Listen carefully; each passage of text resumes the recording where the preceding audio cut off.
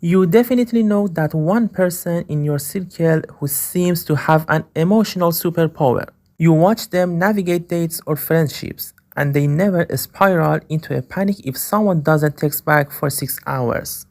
They don't compulsively check last seen status, and they never suffocate people with constant demands for reassurance.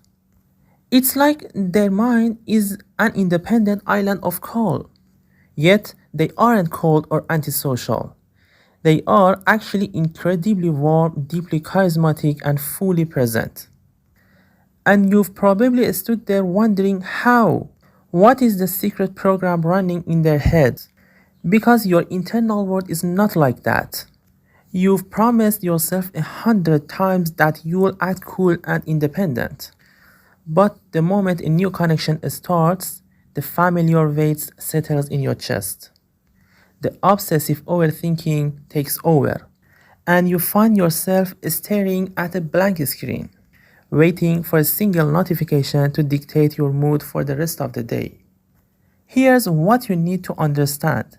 It's not that they lack a heart, and it's not that they don't care. The people who never get anxiously attached aren't constantly fighting their impulses or using sheer willpower to suppress their feeling. Their brain is just operating on a completely different evolutionary and psychological script than yours. And once you decode what that script actually is, the way you view human connection changes forever.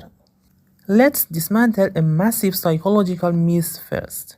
Human beings are wired for connection. Nobody actually enjoys total isolation. The people who maintain these effortless emotional boundaries aren't waking up with a mission to build walls or push people away. They aren't some robotic unfeeling subspecies.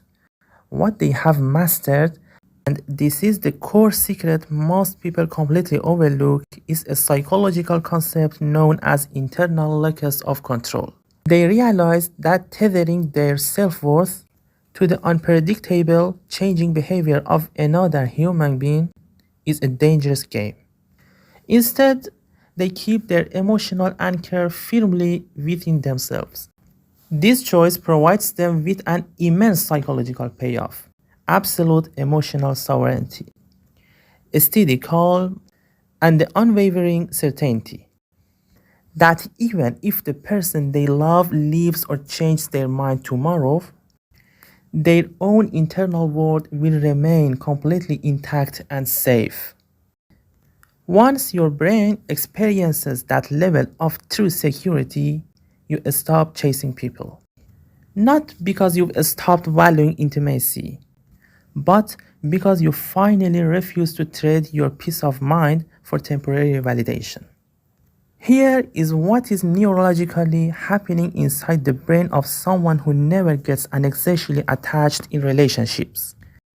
From an evolutionary standpoint, your brain's primary job is to keep you alive, and it uses a mechanism called the attachment behavioral system to scan your social environment for safety. However, if you have an anxious attachment style, your brain's threat detector, the amygdala, is hyperreactive. A minor detail, like a partner using a single word reply instead of their usual enthusiastic tone, or a friend canceling a dinner plan at the last minute, is immediately registered by your nervous system as an existential crisis, a threat of abandonment. Your brain goes into a state of hyperactivation, flooded with stress hormones. Neuroscientific studies show that this chronic relationship anxiety keeps your sympathetic nervous system locked in a fight or flight state, draining your prefrontal cortex, the area responsible for logic, decision making, and focus. So, your habit of overanalyzing a text message isn't just a harmless overthinking habit. It is literally exhausting your physical body, make you more tired, less creative, and constantly stressed, without you ever realizing the biological root cause. Now, flip that reality around. When a person develops insecurity, their amygdala doesn't treat a delayed text message like an emergency. The nervous system drops its guard, allowing the brain to actually rest and recover.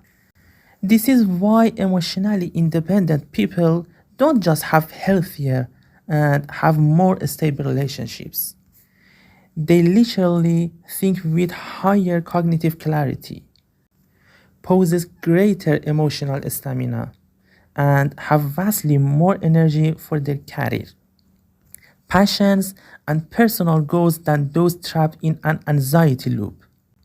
But there is an even deeper psychological layer that explains why this secure behavior comes automatically to them, while others struggle to make it stick.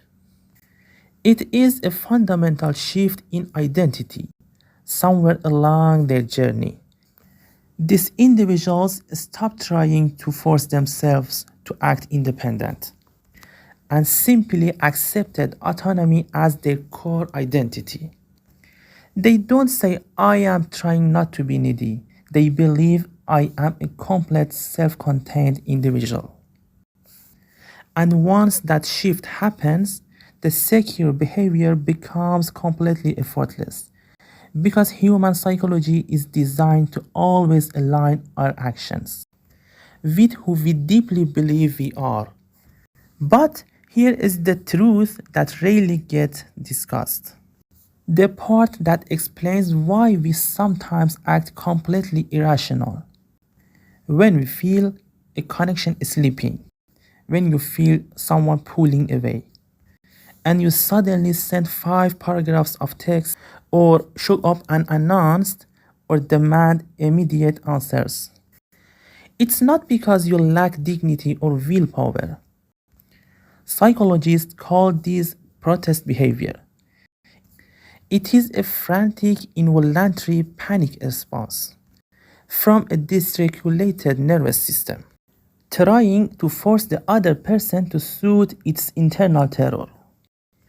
When you are anxious and staring at a silent phone, your brain is trapped in a dopamine deprived loop.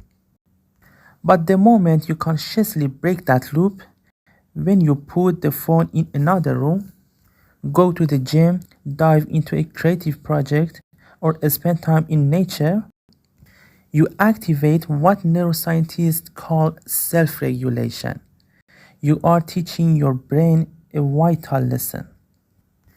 You can survive, settle, and find peace without using another person as an emotional regulator. Secure people have internalized this loop. They know that anchoring their stability in actions they control is the only way to keep their nervous system quiet. Internal autonomy mirrors external freedom, and once you experience that shift, maintaining boundaries stops being a painful struggle. Picture this universal scenario. It's 10 p.m., it's been a long, exhausting day. The person you are seeing hasn't replied to your message all evening, and every old toxic habit is screaming at you to spiral, to stalk their profile, and to panic. But this time, you flip the script entirely. Instead of sitting there asking, why aren't they choosing me? You shift your brain into a position of high value authority. The evaluator mindset. You ask yourself, is someone who lacks emotional consistency and vanishes without a reason even qualified to be in my life? You don't just put the phone down to avoid the pain. You actively reclaim your worth from their hands. Suddenly, a profound cognitive shift occurs. Your brain stops registering rejection and starts registering the power of choice. You realize their silence isn't a reflection of your inadequacy, but a statement about their own instability. That isn't just a boundary, it's an absolute reclamation of your psychological sovereignty. Your entire nervous system drops its guard. And a quiet voice inside says, my position is secure. Others must rise to meet my standards, not the other way around. But when you wait around for a notification to dictate your mood every day, you are handing the keys to your happiness to someone who might not even know how to manage their own life. Your nervous system absorbs that constant instability. And even when you consciously try to brush it off, your body remembers that anxiety. The people who never get anxiously attached aren't superhuman anomalies. They aren't naturally cold, unfeeling, or built without a need for love. They just made a quiet, non-negotiable decision somewhere along the way. That their peace of mind is too expensive to trade for someone's inconsistent attention. They decide that their internal environment should reflect their true worth, not someone else's temporary validation. And that single decision changed everything.